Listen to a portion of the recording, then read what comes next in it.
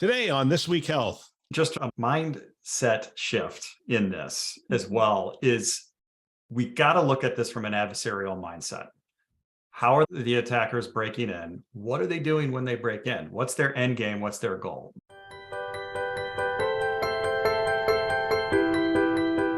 Welcome everybody to the April webinar, and we're going to look at priorities for Chief Information Security Officers. We're going to give everybody a little bit of time to join, and we see the numbers are going up. If you've attended any of these before, you know that what we do for the next 3 minutes is we just talk amongst ourselves, and at 1:03 we'll come back and we'll get started to the meat of the webinar. So I have two guests. We're still waiting for one more to join, but Shawna Hofer is here with St. Luke's, the Chief Information Security Officer for St. Luke's out of Boise, Idaho, and Vikrant Arora, who is the Chief Information Security Officer out of Hospital for Special Surgery. You guys serve very different populations, Boise, Idaho, and New York City, but Hospital for Special Surgery, you guys really have a global population as well, so that's fantastic. And Erik Decker has joined. He is in the building, but has no instructions, has no idea what we're going to be doing because he just rolled in right on time. Hate to do that to you, Erik, but it's great great to have you here. Here's what we're going to do. We're going to do a little, what I'd like to do is get people to know you guys a little bit better before we start, and we'll start in about 2 or 3 minutes after people join. Shawna, we'll start with you. What was your first job out of school? First job out of school, I worked for Deloitte as an enterprise risk services consultant. Wow, so you were always on this path to being a security officer. I didn't know that I would end up in cybersecurity. I knew I didn't want to do accounting, which was my undergrad, and it just kind of fell in my lap, and I'm so grateful. But it was really, I think, that experience at Deloitte that helped give me that risk kind of lens that maybe those who grew up in the technology side didn't necessarily get as much. So it's been beneficial for me. Yeah, I like those firms like Deloitte. It's paid job hopping. Yeah. You go from project to project until you figure out what you really want to do, and then you're off. And it's really the expectation. They want, I mean, you need that. Oh, no, absolutely. Vic, what was your first job out of school?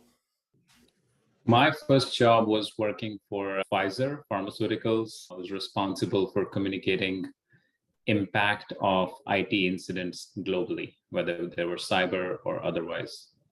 Wow, you guys must have been really good students. My first job was like, checking people into a hospital. Literally, I was the person checking people into a hospital.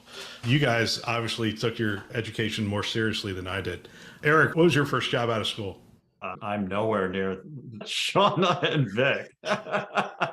I was a desktop support analyst for a small R&D shop in California that was attempting to do healthcare exchanges using peer-to-peer protocols. Like, this is like Napster for medical records, which clearly didn't work. And I was like the support guy in a little small 50 shop development office. Something people did not expect to hear on the Chief Information Security Officer priorities was the phrase Napster for medical records. My gosh, I can only imagine what that would have been like. All right, hey, we'll get into it. First of all, I want to thank everybody who's joined us. All of us really commented, this is the best group of questions I think I've ever seen submitted for a webinar. So I'm looking forward. I'm going to do our back and forth as little as possible and get to your questions because they're just exceptional. This particular one is part of our leadership series, and this is about the priorities that the Chief Information Security Officers are facing. Encourage you to ask your questions. Now, we received like 40 some odd questions ahead of time, but if you have some questions as we go through, go ahead and put those in the chat. And I've encouraged these three to keep an eye on the chat and potentially answer them directly. If not, we'll try to incorporate them as we move along. All right, quick introductions. Erik Decker is the Chief Information Security Officer at Intermountain Health. Vikrant Arora, Hospital for Special Surgery, Chief Information Security Officer, and Shawna Hofer, St. Luke's out of Boise, Idaho. Here's where I'd like to start. We've been doing this priority series. This is our third in the priority series. And every time I do it, I come back to a poll I did in early January. And the poll was, what will drive healthcare provider priorities in 2023? And we had financial pressure, disruption, new entrants, patient experience, and worker shortage.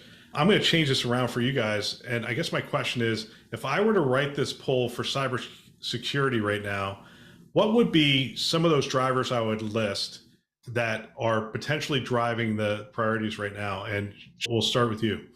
Yeah, great. I think as I thought about how to answer this question, what ultimately ended up being my number one is my drivers have to be aligned with the health system drivers. So if the health system is focusing in reaction to some of their workforce challenges, for example, they're moving more towards automation or artificial intelligence type of capabilities, I have to be ahead of and enable those. So really being able to support them as my number one. And then I transition into what are some of the evolving cybersecurity threats that continue to plague the healthcare industry. I added the third-party risk challenge that continues to increase as we gain more reliance in healthcare on third parties and just the increased attack surface there, the evolution of phishing maturity, and our challenge in educating our users to combat that with the compensating technical controls and ransomware. It's decreasing, I think, in terms of numbers, but the impact is still very high. And so making sure that we're prepared to prevent and respond. That's what I would add. Fantastic. Vic, how about you? I mean, what things would you say are setting the priorities for cybersecurity right now? I think for us, the first and foremost is communicating risk within the organization to the board, to external constituents, our partners, including the insurance brokers. Having a normalized language so that we're all on the same page is extremely important because we get pulled in so many directions depending on what the context is of cyber.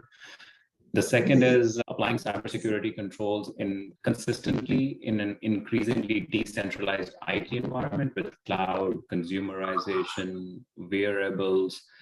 Access to IT has become very easy, and the IT departments are not the service providers anymore. They're more of brokers if they're lucky. Otherwise, the business is out there getting whatever services they need from SaaS and what have you. So applying security in a consistent manner in that decentralized is something that is a priority. And the last is, I think, steal from what you were saying earlier, the worker shortage or worker experience is true for cyber as well. Finding and retaining talent and the stress faced by the security teams and the burnout is another priority. Fantastic. Erik, how about you? Well, I won't repeat what Shawna and Vic just said because those are on the list. I think the only one I'll add to this, and one that I think is incredibly important, is concept of resiliency and patient safety. It goes hand in hand with what Shawna was talking about.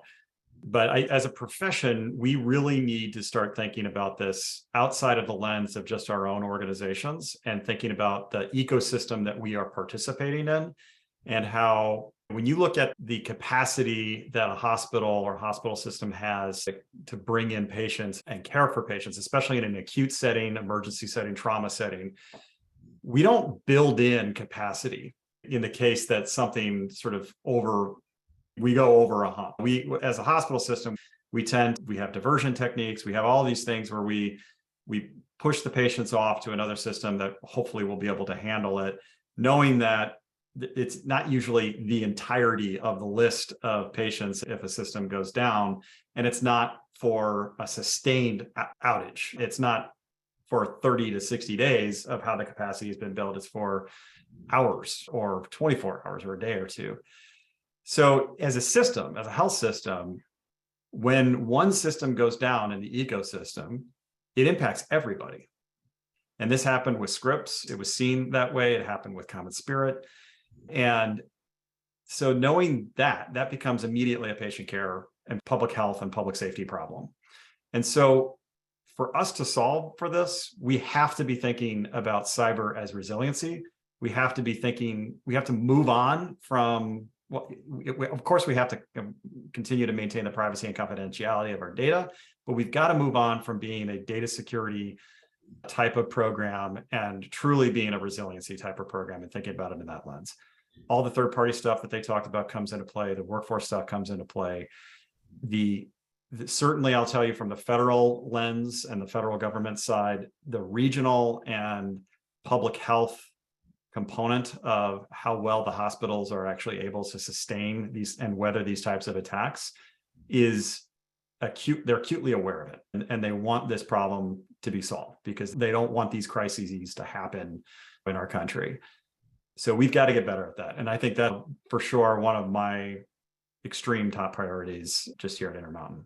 It's interesting. Resiliency is an interesting, I'm going to ask a different question, but resiliency is really interesting to me just because we used to ask the question of what happens if that system's offline for an hour or two? And now we've got to say, what happens if that system's offline for a week or 2 weeks? Like what? Or 2 months. Or 2 months, right? That's what we see, 1 to 2 months. Yeah. Yeah. And you talk about the interconnectedness of things, and I'll just go to the basic one, which is if your Active Directory is down for 2 weeks, nothing's happening. Like, I mean, that's like the lifeblood of everything that's going on, because so many systems, and I didn't even realize this until we had an issue, but like our system to get into our data center was tied to our Active Directory. You couldn't get into the data. It was like silly things like that. You're like, yeah, what were we thinking when we set this up? Well, we were thinking it was never going to go down. And now we have to really go back and rethink through all that architecture again. Yeah, and just a mindset shift in this as well is we got to look at this from an adversarial mindset.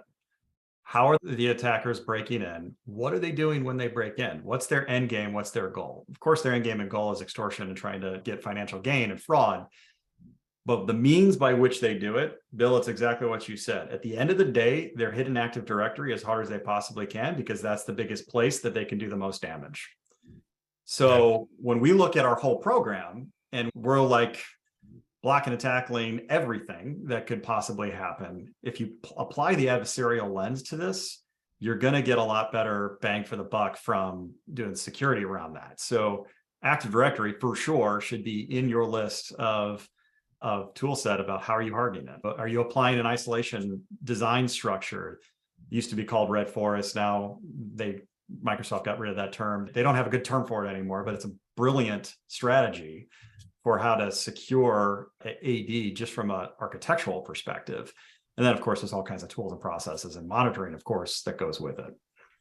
Vic, let's go to you. Are there any regulatory changes that you're keeping your eye on at this point? Not that we're driven by regulatory, but we're sort of required to follow it. Yeah, nothing in healthcare. By the way, am I better? Audible now? Yeah, no, Okay. that's better. So nothing in healthcare specifically. I always say like technology is the first one to move, followed by security that's trying to catch up with tech. And then after that comes the regulation that's trying to catch up with security. And the regulation that we're watching is mostly the US Securities and Exchange Commission. They're coming up with regulations that would require board members to have cyber knowledge and put more responsibility in cyber oversight. I think it's going to trickle into other sectors, even though they're not obligated, but that would set as a gold standard. HIPAA hasn't changed since 1996. I'm hoping there is a change. There's a lot of non-binding guidance that FDA issues. They recently issued a Part 500 regulation, 524B, for medical devices to be more secure. But again, they're always saying you're not legally required. It's just a best practice and guidance. So mostly looking at the Securities and Exchange Commission and the New York Department of Financial Services, they're revising their cybersecurity rule, but they don't directly apply to healthcare as such. Yeah. So we're looking at those to get guidance. So there's a lot of talk in this space. I mean, Senator Warner and all that stuff I mean, there's the FDA you talked about, there's always a lot of talk going, but there's no specific healthcare requirements that are sort of falling out right now. I'm sort of throwing that out to the field. Any thoughts on that? It's coming. So it is, absolutely. There is a lot of interest, not even just within HHS, but also outside of HHS. The National Security Council, driven by the major executive sponsor pushing on this, is Ann Neuberger. CISA has been involved in this. The federal government knows, as you saw with Warner's paper, the national cybersecurity strategy didn't call out healthcare specifically, but it did call out the need for minimum standards, vendor liabilities to be better. This is being discussed and explored right now as far as how what kind of model should it be? The things that we're pushing for from an advisory perspective are reimbursements, call them CMS, facility fee reimbursements, something along those lines, that are tied to minimum requirements, baseline requirements, whatever we want to call these things. And by and large, when I'm speaking on behalf as the chair of the cyber working group, when we've been talking with our constituents on this, it hasn't been rejected as we know we shouldn't do this. The caveat has been, we should do this, but we have no resources to do an unfunded mandate. And so we really need to partner on that process. Yeah. That makes perfect sense. My last question, and I'm going to go to the participant questions. Shawna, I'm going to come to you. How important are security frameworks in establishing a foundation for the discussion internally and with your board and other things in order to really drive a consistent approach to cybersecurity? I think they're very important in kind of all of those aspects. Especially kind of driving that board conversation. Cybersecurity is such a challenging topic. And so to be able to communicate it in a way that our board can understand without having to get into the specifics is incredibly helpful, because you can assess maturity and therefore risk through that lens. I think when you think about the multitude of frameworks that are available, it can feel complicated for cybersecurity teams to align on any particular one or multiple. So I think in some regards, they're beneficial and also can be challenging.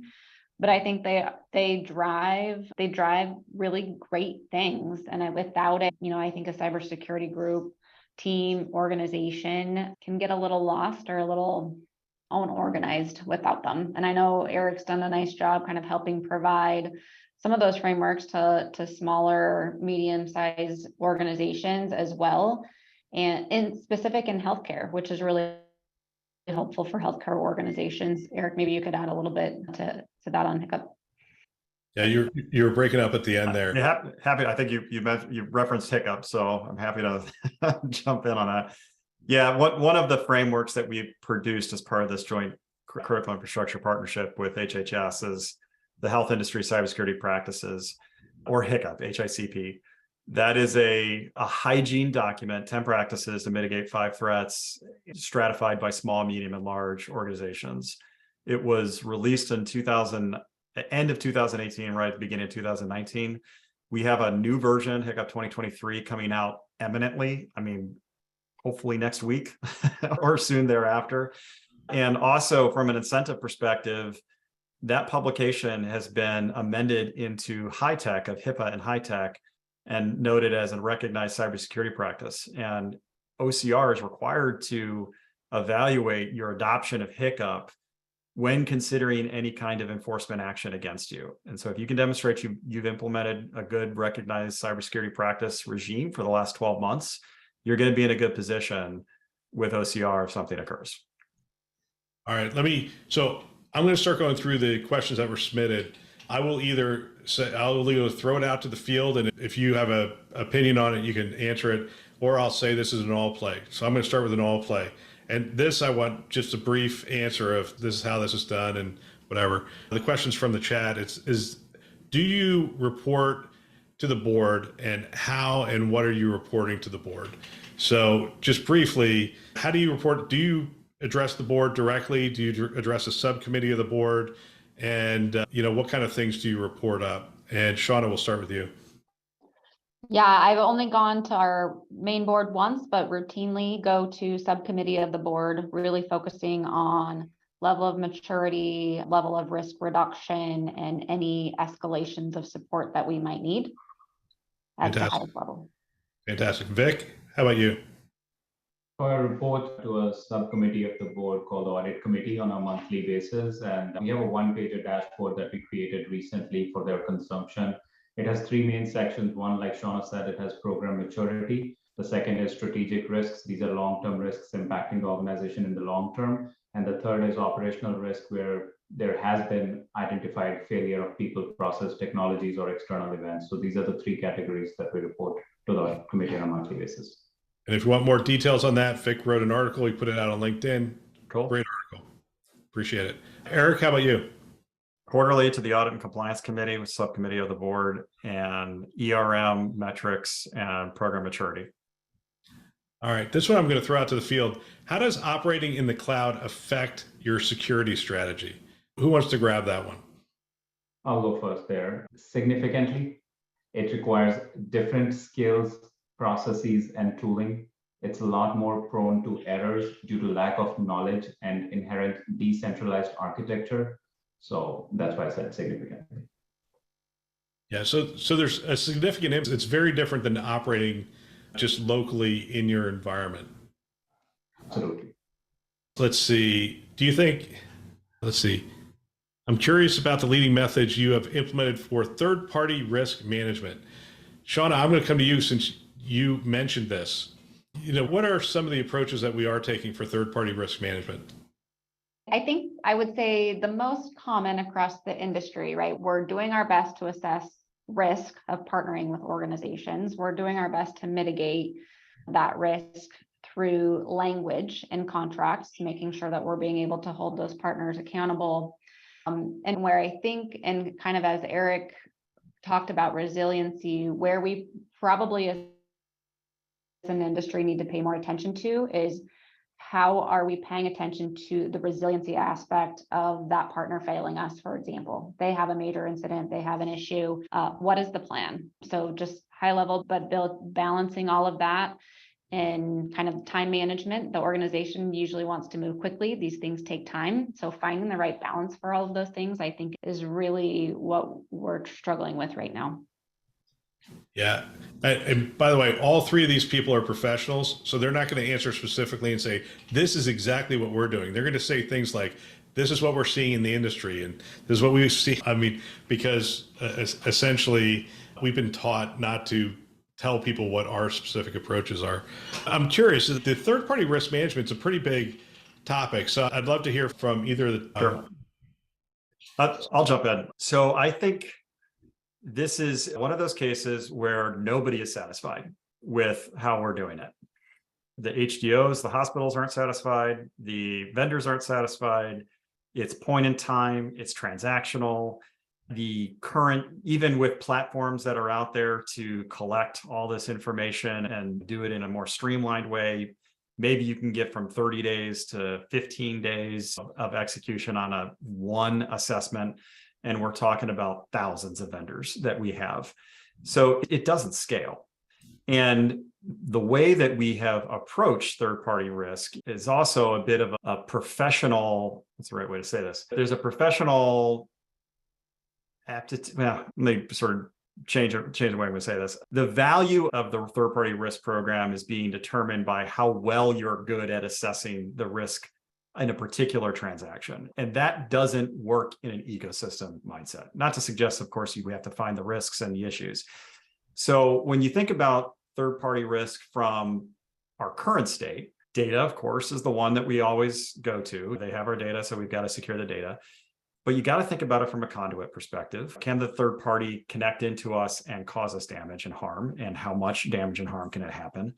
And you also have to look at it from a mission criticality and functionality. I mean, some vendors that you might not even ever consider to throw into that group, like laundry services or PE delivery services, are vital to the delivery of care, and they all run off of digital systems too. So first, start with those three mindsets. And then we need to change this as a profession. We need to move into more of a term that I'm kind of toying with, a SIM for third-party risk management. So if we could build rules that we care about, a vendor fails to deliver two-factor authentication or fails to deliver on an incident response or something along those lines, and we have a whole group of people continually assessing that same vendor, I don't need to do that assessment again if Shawna's already done it or Vic has already done it. What I care about are very specific rules, very specific interactions that I have with that third party. And so when that pops, let me know so I can take a response and do something with it. Otherwise, we just can't keep up. I mean, Intermountain, we have a lot of people that are focused on this, and it's You cannot keep up with conducting all these assessments year over year and actually getting to continual coverage based on a manual process, even with platforms. So we've got to do this continually. Well, that gets to the next question, which is, do you think the security incident and event management workflows are still proactive enough and fast enough given the current speed of adversaries? And essentially, the other part would be the number of attack vectors we're really trying to protect. Do the current systems and workflows, are they real-time enough at this point? I'll throw that out to the field. These are great questions. They're not easy questions. Is anything easy in cybersecurity, Bill? I'm not sure that it is. I'll just share my personal opinion. I don't think it's fast enough. I mean, I think just evidenced by many of the incidents that our industry has faced, I would venture to guess that many of them probably did have security incident event monitoring. But the reality is it's hard to stay on top of all of the rules. It's hard to avoid alert fatigue for the people who are watching it. Like Vic said, right, we need the people still to have eyes on that. And I think as we continue to create more complex environments, it's going to be harder to stay on top of and easier to get behind. So I think there's work there. Yeah, no, absolutely. Alex's lemonade stand was started by my daughter, Alex, in her front yard. By the time she was 4, she knew there was more that could be done. And she told us she was going to have a lemonade stand and she wanted to give the money to her doctor so they could help kids like her. It was cute, right? She's going to cure cancer with a lemonade stand. Like only a 4-year-old would think that. But from day one, it just exceeded anything we could have imagined because people responded so generously to her. We are working to give back and are excited to partner with Alex's Lemonade Stand this year. Having a child with cancer is one of the most painful and difficult situations a family can face. At Alex's Lemonade Stand Foundation, they understand the personal side of the diagnosis, the resources needed, and the impact that funded research can have for better treatments and more cures. You can get more information about them at alexslemonade.org. We are asking you to join us. You can hit our website. There's a banner at the top and it says Alex's Lemonade Stand there. You can click on that and give money directly to the lemonade stand itself. Now, back to the show. So, what is the one thing you wish you had done differently that is advice you could offer to somebody who's in the CISO role, maybe new to the CISO role? This is going to be probably an all play. And Vic, I'll start with you. As you look over your career in this role, what do you wish you had, I don't know, maybe done differently or just approached a little differently? Yeah, I probably had a very linear path to cybersecurity, but in general, what I recommend people looking for a career in cybersecurity is that there is no linear path. I've seen people from different formal backgrounds, technical as well as non-technical, make their ways into cyber. So I want to encourage everybody to pursue it. If they have the interest, they can acquire the skills. The other advice I usually give people is that you should not think of CISO as the ultimate role in cybersecurity. It's not meant for everybody, even though it is at the highest point of leadership cybersecurity, but it's not meant for everybody. I've seen excellent security engineers, incident responders, forensics experts who are world-renowned. So if that is your niche and interest within cyber and not management and leadership, pursue that, because we need more of that than CISOs. But if you're specifically looking to pursue a career in CISO, to becoming a CISO, or you are a new CISO, I usually break it down into 3 things. One is having a functional knowledge like operations, governance, risk and compliance, engineering operations or architecture. Second is a business acumen. Whatever industry you're in, learn the business, how the business operates, how does the hospital work, how does the organization work. And the third is just general management, budget management, people management. So those are the 3 areas I recommend people to kind of brush up on within CISO, but don't look at CISO as the ultimate career choice if that's not for you. Yeah. Erik, how about you? What's something you wish you had known or done differently in your career? So first of all, I think there are kind of 2 buckets of CISOs that are out there. There's the enterprise CISO for a large corporate organization, or a corporate organization, doesn't have to be large, for a corporate organization that is serving as a relationship, a strategist, and a business leader. And then there's the CISO, who is highly technical, generally in more startup roles, serving in many capacities. Their sleeves are rolled up, they're in there, pounding out new code, and also providing awesome insight into where the company's got to go. Those, depending on the company that you're with and the organization that you're with, you might be amazing in one and not effective in the other. As an example, I would be terrible in a startup company because I am not that guy. But so the advice that I would give you for corporate CISO, enterprise CISO is don't assume when you take the role that being factually correct means that you're actually right. Because you can be right. You can have all the facts behind you. You can have all the data that shows your decision is the right decision, but you fail to realize that the role is actually a negotiating role and a business role. And so you have to, if you're working with a partner inside your organization, you're trying to drive a strategy forward, you've got to meet them on their terms as far as how that's going to be done. Now, there are certain things that, of course, should be bright line. You shouldn't cross the line. But a lot of what we do is not. And so you have to be able to figure out how do you ultimately get to that outcome that you're factually correct about, while bringing that person with you or them bringing you along to get there. Wow, questions keep coming in. Shawna, do you want to add to that? The only thing I think I'd add, I like both of those. What I would add, and what I wish I had done differently early on in my CISO career, is have been more intentional about the trust I built early on. I think having trust both with the business and with your internal, like, IT type partners, they're critical to whatever type of CISO you are or whatever you're trying to achieve. And without that trust and those relationships, being able to pursue and come to alignment, as Erik mentioned, is going to be more challenging. I would have focused on that early on. All right. I'm going to try to speed us up going through some of these questions. Some of these I've never even thought about. Are you looking into leveraging a more secure network than Wi-Fi to decrease connection vulnerabilities? Is that on your radar? It's whoever wants to answer that one. It's not for me, based on what the threats are that we're facing. The threats that we're facing are geopolitical, nation state, APT. It's not local people sitting necessarily in the parking lot trying to break in through a local. And Wi-Fi connections and such like that are more, those types of attacks are more localized attacks. And that's not where our lunch is getting handed to us. It's elsewhere. And so network security, of course, and segmentation and micro-segmentation and those kinds of mindsets are effective at stopping the spread from lateral movement when an attacker gets in the environment and then they're moving east-west and trying to get around.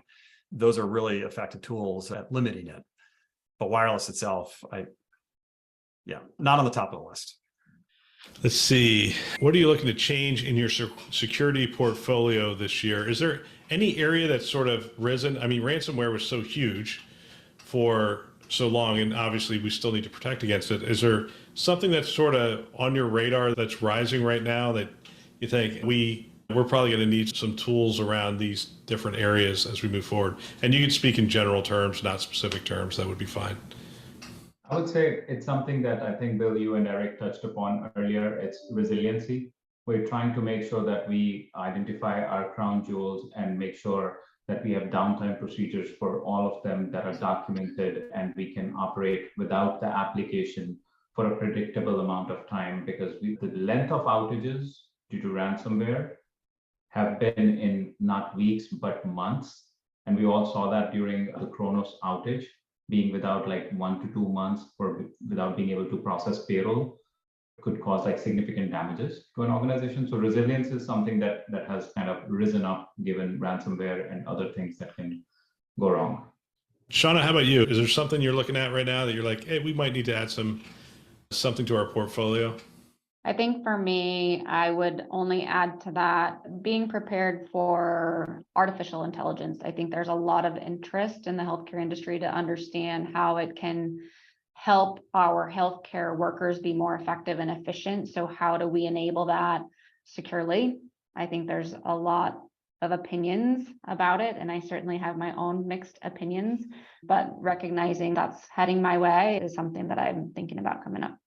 Let me throw one at you. I was talking to a CIO today, and he was asking me if I heard of health systems turning off access to ChatGPT. And I said, I really haven't. I said, why do you ask the question? He goes, because there's an organization next to us that has turned off access, and they're not in healthcare, but they're in some other industry. And he goes, they're essentially, the people were using it and putting like patentable, or their patents essentially on to ChatGPT saying, oh, I wonder if it can help me with X, Y, and Z. And it's like, no, that's like our intellectual property. You can't do that. Well, couldn't we have that same thing happen in healthcare? I mean, couldn't we just be putting PHI right out there? Is that something you even consider, like blocking access to a tool like that? Erik, I'll come to you. It's scary. What's scary about it is, do we really know how those models are working? You read the terms of use and things on like OpenAI, and you hear what they say, but you know that the models, that the inputs that you're putting into ChatGPT in particular are being used to turn back around statements, because you can talk with it and it remembers what you've talked about. So, and of course, there's got to be value in millions of people submitting questions and retraining the model based on that. So it is a bit of a Pandora's box. It has been opened, and for sure, conversations have been happening in healthcare about PHI going into those kinds of organizations. What are the right contracts, the BAAs, the data leakage, the control, that you can have around that? How do you actually leverage it in a way that can be helpful in a healthcare space? It is bleeding edge right now. And so you got to be careful is the easiest way I would say there. And I'm sure we could talk about this for a while, and I don't want to get bogged down on it, but it is a great example of 100 million people, like it felt like 100 million people between October and December signed on to start using this thing. It's like, oh my gosh, how did this, like, where did this come from? And how did it get so big so quickly? But that's the kind of things as a CISO you're dealing with. It's like, oh, we've got a new attack vector. Like, it's just really interesting. Let's go back to, when will something like passkeys make it to EHR vendors? I don't know. Anybody want to take this one? I'll take that. Actually, when I was looking at I think it's probably my favorite question of the day. I think very rarely there's an opportunity for a security professional to deliver something that is both secure and convenient. When does that happen? We usually put security and convenience on opposite ends of a scale. With things like passkey, or in other words, I will generalize a little bit, with 502 standards, if we can offer our patients the ability to log in more securely and more easily, by more easily, I mean without a password, we can prevent medical fraud, we can improve access to care, we can increase adoption of my charts. But the biggest roadblock or the uphill battle organizations would face in that is, and we're going through that journey right now, is decoupling identity and access management from your EMRs into standalone systems. Because right now, EMRs, besides handling all the clinical workflows, they also handle patient authentication and usernames and passwords. In order to leverage something like this and have a flexible architecture rather than a monolithic IAM, identity and access management architecture, you need to decouple the two, but the benefits are, they hugely outweigh the effort. Are the EHR vendors amenable to decoupling them? No. But that model makes sense to me. It depends on the EMR you're using. Right. I think I know which one Vic has. I know. Thanks for saying that, Erik. You may have saved. I mean, what you just said makes perfect sense to me. And then I thought, wow, could we actually do that? And there's still some conversations to have before we can really get to that point. Next question. Given the recent NIST guidelines that say, first you need to inventory your PHI, what say you on that guidance? I love how they phrase that question. What say you on that guidance? Are we inventorying all of our PHI? Do we know where all of our PHI is? I mean, let's just talk as an industry. I think we would all agree we don't know where all of our PHI is. But the guidance that it's in every asset that we own. Yeah. That's where it is. I mean, but is there a Yeah. push to inventory all the PHI to like find it first? So this is where I was going at the beginning of this. I'm just kind of briefly touching on it. The idea that we have crown jewel secrets and troves of databases and repositories of things in locked corners and closets that we throw all of our controls around and control, like traffic cops, the data going in and out, and it's got to pass through a toll gate before it can leave. That is not how healthcare works. It is an ecosystem. It is connected. It is interfaced. It is flowing. Understanding of course, your key assets, where your assets are, your endpoints, your servers, your applications, is important for being able to secure all of that. But the data mapping construct, in my opinion, is, like, I made a joke about it, but it's true. I mean, that literally, we are a profession where 80% of our workforce must have access to PHI in order to do their job. This is not Coke's secret formula where only 2 have it. And you apply a very structured, sort of dogmatic approach to finding where it all lives. So the discovery of PHI can be useful for data protection regimes, data loss prevention regimes. In order to do that right, you've got to have fully automated systems that understands how to classify, contextualize it, and then apply rules around it. And those things can be pretty expensive when you do that at scale. So I think in general, the advice I give is you got to look at the whole program. You got to look at the whole construct of what you're covering and what are the threats you're worried about. From a data mapping perspective, what does that get you to from a threat perspective? Is it data leakage? Is it things moving out to a partner that it shouldn't be moving out to? Is it an individual being able to accidentally disclose information that they shouldn't be able to disclose? When you look at it under that way, then you look at, well, how do you put the controls and roadblocks in place for the action that would cause the problem to happen in the first place? I think the first part of that answer is really intriguing to me in that, I could give you a map that showed, if I could give you a map that showed you, here's where all your PHI is, you would look at me and say, that's great. That's where it's at right now. A second later, it's going to be different. Yeah, but during the day, Yeah. it's going to move up here, then it's going to move down here, then it's going to move over here. And it looks more like that traffic map that you see. It's like, there's the PHI, it's going from here to here, now it's going here to here, and it's just moving at all times. Knowing where it originates in stores is important, but also knowing how it flows through the organization, also incredibly important. Absolutely. And if I can just add to that, Bill and Erik, and I agree with everything, that it's a very dynamic space and you have to assume that it exists everywhere. So you got to look at it data at rest and the traffic model, which is data in motion.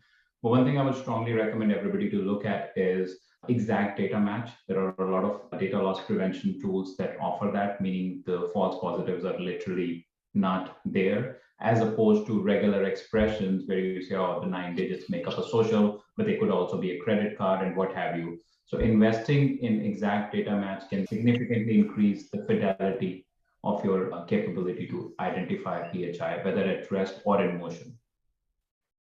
All right, all play. And Shawna, since you didn't answer the last question, you're going to go first on this one. What is your strategy for ensuring an adequate cyber budget? I go back to what I mentioned in one of my lessons learned, building trust. I think having the trust of my executive team that when I request budget, it's because I actually need the budget and I've done my due diligence to know that I am going to be responsible with those funds. I'm going to appropriately mitigate risk with those funds and that it's the right thing for the organization. And that's taken time to do, to build, but it's led me to a really good place where I usually don't have those challenges anymore. Vic, how about you? Any specific strategies for securing the adequate budget? Yeah, I think this is the most toughest question. I'm glad you didn't ask me first. Budget, it's difficult. I think the better the security professionals become at determining true risk, communicating it, and then showing changes in risk posture with either an investment in tool or changes in external threat landscape can help with the budget, but it is a struggle. I don't have a clear advice that will help people get the budget they need. There's no magic secret. Erik, do you have a magic secret way to get all the budget that's needed for cybersecurity? So start measuring your cyber program as an investment to revenue, not as an investment to IT, and figure out the percentage associated to that. Then marry that up with where maturity for now is okay, although I think cyber maturity is also a thing that ultimately needs to change and get into effectiveness. So if you tie your investment to maturity, one would assume the better investment, the better maturity should occur. Don't assume that hypothesis is actually accurate, though. You can spend money and not actually achieve value and just waste it. But once you get to a level, a steady state, or if you're in a growth period of investment, determine a band, an upper range and a lower range, and work with your CFO. And if you're at a state where you feel like that investment can wiggle within a 5 to 10% of that upper and lower range, and then that allows you to time to flex and to squeeze and to grow during financial pressures and financial times, it gives your CFO and your executives a range to work with so that they understand what underinvestment looks like. And they also understand what overinvestment can look like. Well, do you have industry benchmarks? I mean, do you like... You would ask that question. Coming very soon. The landscape analysis that we're doing right now in this joint partnership with the Health Sector Coordinating Council Cyber Working Group, this month we'll be, hopefully, knock on wood, be releasing some analysis that shows exactly what, at least what 60 hospital systems who have participated in this are looking like from an investment range. So we've done it, we've box and whisker graphed this and showing what the lowest 1% to the top 100th percentile looks like. And as long as you account for all your cyber costs, and that's not just your cyber budget that's in your portfolio, because you might not own operationally all of the elements of cybersecurity, right. But as long as you normalize to that, you'll be able to show where you are in that threshold, and that might help you. Yeah, I assume all of you have a slide that shows that Scripps lost $210 to $250 million that every now and then you pull out to say, look, this is what happens, or what could potentially happen if we have this kind of an event. And you can obviously scale that to your organization and say, this is what it means.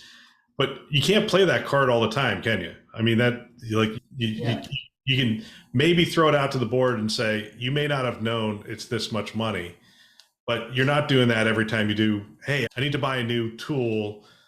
Remember, 210 to 250 million. Yeah. This is where I say our profession, the enterprise CISO side of the profession, you need to be a business leader. And that means you need to have financial acumen. And you need to be able to put a pro forma together, in my opinion, and show what the costs look like, what you're going to scale to, and what those costs look like pursuant to that scale, and then how you fit within a range, just like any other executive would be expected to do in healthcare. And talking about range over the period, like in general, I've seen 9 to 15% of IT as being that range for cyber. And again, it depends what's included or not, but just like a high level, 9 being the least mature organization percentage of IT and 15 being a healthy percentage. That's what I've seen generally used. Again, a lot of validation that needs to happen there, but just to give out a reference. All right, I'm going to try to get through 6 questions in 6 minutes. Here we go. What level of priority and investment is being made to address things related to IoT and medical devices? Who would like to take that with a 1-minute answer?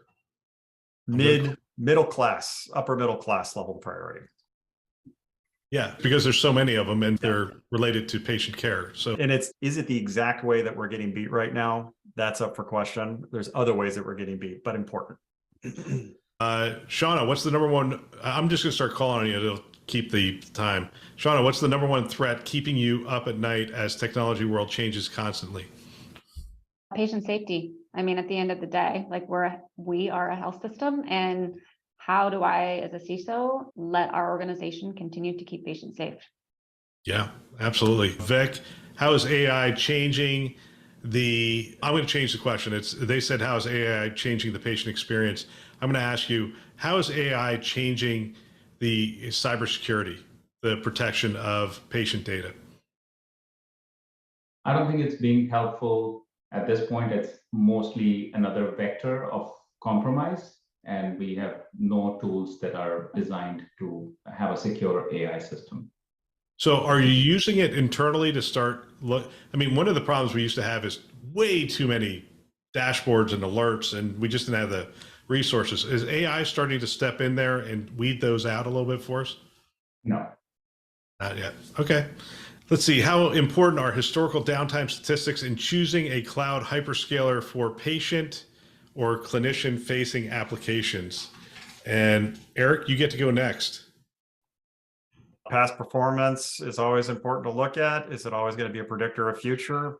Not necessarily. So more important is understanding how critical that app is to your business operations. And if it is highly critical, plan for it to be out. Yeah, and it's interesting. You put stuff in the cloud and you're like, well, look, Amazon is pretty reliable. But what you realize is enterprises that go into Amazon build out resiliency within the Amazon cloud. Like they expect this region or this whatever to fail, and they're going to fail over to another region. So even if you're moving stuff to the cloud, you still have to do all that work of saying, okay, what if that fails, and build it out. And we've talked about that a bunch. Shawna, healthcare, considering security solutions like DLP, CISB, SWG for their clinics and remote telehealth workers. And I'll be honest, I don't know what all three of those acronyms are. Are you considering them for clinics and remote telehealth workers?